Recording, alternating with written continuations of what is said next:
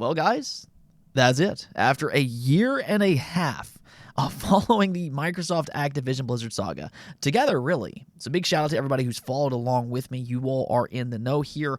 But the end game is finally here. I'm sure a lot of you all have already heard about the news, but in case you haven't, Judge Corley made her decision public today, and also there's actually been some movement with the CMA as well. We'll get into that here in a little bit.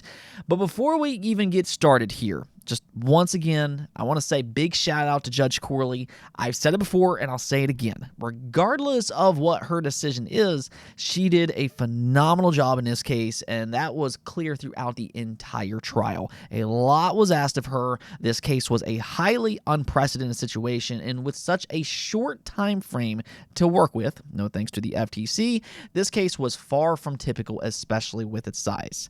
So big applause for Judge Corley here. I think we should all definitely tip our hat to her. What a great job. But yes, her ruling was made today, and as some of you all might already know, she ruled in favor of Microsoft. There you go. As I predicted last week, she did in fact deny the FTC their preliminary injunction, and really on all grounds. We can actually see a part of her ruling here that says the FTC has not shown it is likely to succeed on its assertion the combined firm will probably pull Call of Duty from Sony PlayStation, or that its ownership of Activision content will substantially lessen competition in the video game library subscription and cloud gaming markets.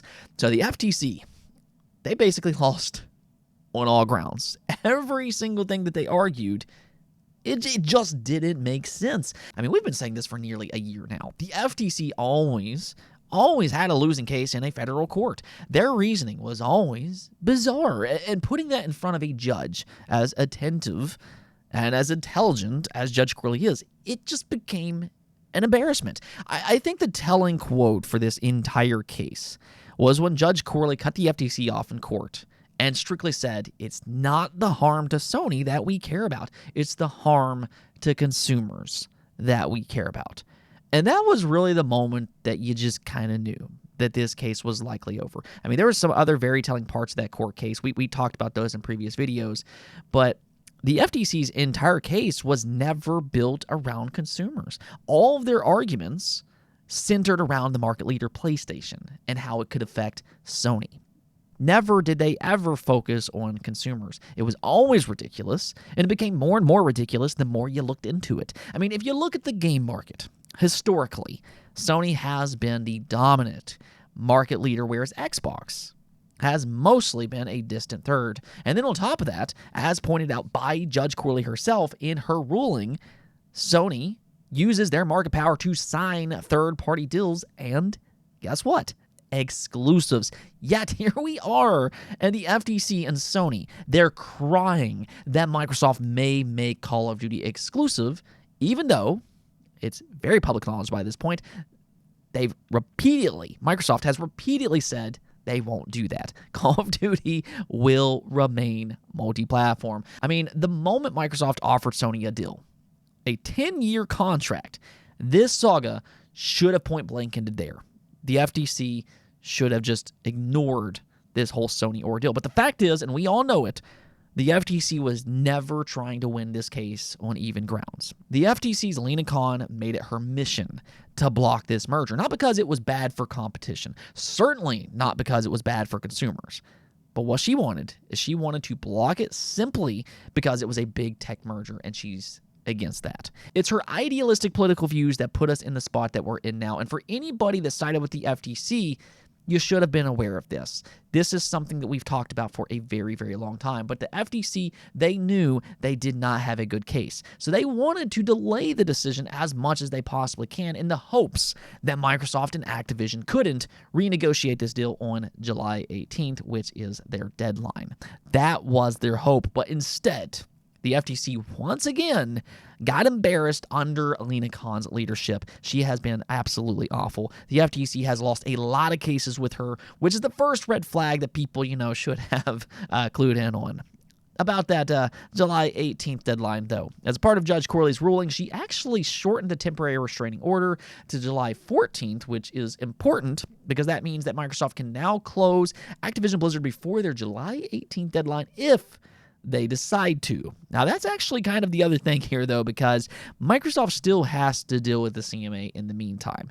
So what all is happening with that? Will they still close without the CMA?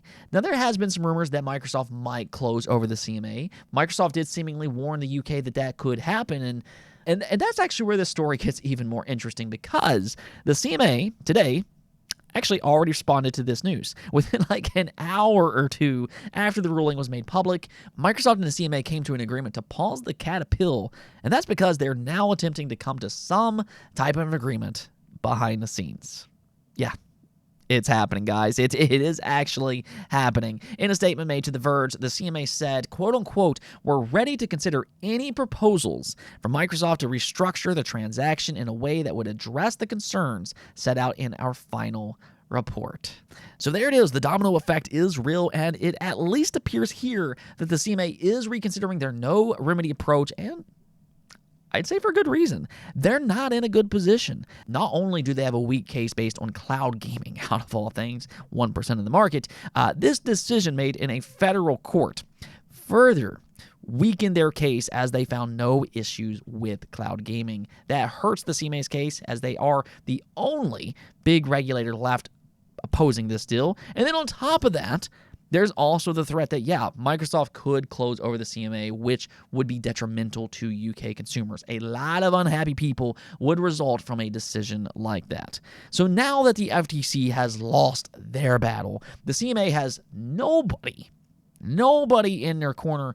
And guess what? They're also facing a lot of scrutiny from their very own government. Now, we've talked about this before, but the caterpillar is not looking good for the CMA. There's a lot of signs that points to that being a very weak case for them as well. For as many people that came out and said that, well, the CMA is the be-all, end-all, it just does not appear that way. Instead, to me, it feels like they've been hiding behind the FTC, and if one goes, well, the other might as well.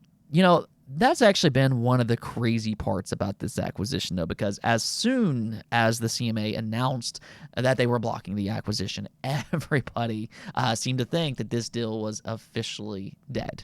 Immediately, though, if you all remember right, I made a video about it, and I tried to tell people that's not true. There's still a lot that could happen, and guess what? As we saw today, a lot did happen. So here we are now. The deal isn't dead after all, and it sounds like the CMA might still come to an agreement with Microsoft.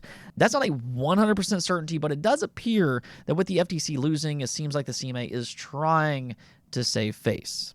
Hey, though, I mean, that's what happens when you back somebody who's acting out of bad faith. The CMA should have known that the FTC had a weak case. They bet on the wrong people when in reality, they should have listened to the EU. For that matter, I mean, truthfully, the only big regulator that came out of this looking good was the EU. They handled their business with a pragmatic, logical approach, and the CMA, they should have followed suit. I mean, again, they hedged their bets on cloud gaming, out of all things, a market that is a whole 1% of gaming. That just does not sit right with me. So we'll see what happens in the coming days, but now with everything that's happened today, there is a chance, guys, that the Activision Blizzard acquisition will complete next week by Monday. Like I said before, the end game is here. It's almost finally over, hopefully, unless something unexpected happens. But I imagine that the CMA and Microsoft will come to some type of resolution here soon. Again, I don't think the CMA is in a good position. So in my opinion, I think they'll likely do something similar to the EU remedies. I've also heard rumors that the CMA might try to get Microsoft to divest their cloud gaming. I don't know if Microsoft will actually accept that, but if some type of an agreement is made, then that will be it. A year and a half, and thank you for those that's been following me throughout this entire ordeal. You all have been in the know all this time, as I never once gave up hope on this acquisition because I always firmly believed that there was a way to get it through. And well, they might actually complete the ABK buyout by their official deadline without renegotiating it if everything continues to progress. It does seem like the CMA is throwing in the towel here. That's how it reads, but we do still need to let this play out in the coming days. For today, though, I'm at least happy about the judge's decision. Really, I'm just glad the FTC lost in kind of this weird way. I think for me, I'm almost more happy that they lost than anything else, just because the FTC's arguments has always struck me as just absolutely ridiculous, and they just didn't make any sense. It was just one hypocritical stance after another to support Sony, the market leader. And while I like Sony and everything, Sony is more guilty of exclusivity than any other company. Really, in an almost ironic kind of way, Sony signing so many third-party deals, it bit them in this Activision case. According to Judge Corley's ruling, she even said that Sony uses their market power for third-party deals and exclusivity. So why are we making this big deal about exclusivity for Microsoft? It's almost like the FTC was saying, well, Sony can do it, but Microsoft can't. Come on now. Is that really how we're going to play this? I don't know. As a consumer and fan, though, if this acquisition does go through here soon, which it looks like it might happen, I am super excited for Game Pass subscribers. Out of everybody that's going to benefit from this acquisition, Game Pass subscribers tops the list. I mean, Activision Blizzard has a lot of IP that's going to go in right away. I mean, they have Crash Bandicoot, Spyro, Overwatch, Tony Hawk, Diablo 4, maybe Hexen in the future. Phil, come on now. And then obviously, Call of Duty. I mean, can you imagine Call of Duty going into Game Pass day one from this point forward? The value of that is absolutely crazy to think about. A guaranteed yearly $70 game, one of the most popular series of all time, coming straight to Xbox Game Pass from this point forward, year in and year out. That will raise Xbox Game Pass to a whole new level of awesome. And I mean, it's already viewed as the best deal in gaming. And well, it might just get a whole lot better sometime here soon. Now, Sony, that's really what they've been afraid of this entire time. I mean, let's be honest. Sony made a lot of noise throughout this acquisition, and there was a lot of disingenuous accusations over this buyout, but it was never about exclusivity as they claimed. It's always been about their fear of Xbox Game Pass, and Jim Ryan's testimony basically confirmed that. That's what they're worried about because it threatens Sony's business model. But that's a Sony problem, not a consumer problem. The FTC just could not seem to grasp that. And like Judge Corley said, this will incentivize Sony to improve their own subscription service. That is pro-competitive. Her words, by the way, not mine. But there you go. We're almost there, depending on what happens here in the coming days. Now, there's still no 100% guarantee. We need to see a few things play out over the next few days. But with the CMA and Microsoft now talking again, by all indications, it does seem like there's a good chance that this deal will finally complete as early as next week. That's it for this video, though. We will get back to a more normal schedule tomorrow. But just considering this is possibly the biggest story in gaming of really all time, I just felt it deserved its own video.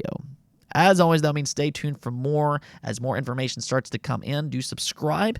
But until then, you all know it. Peace out.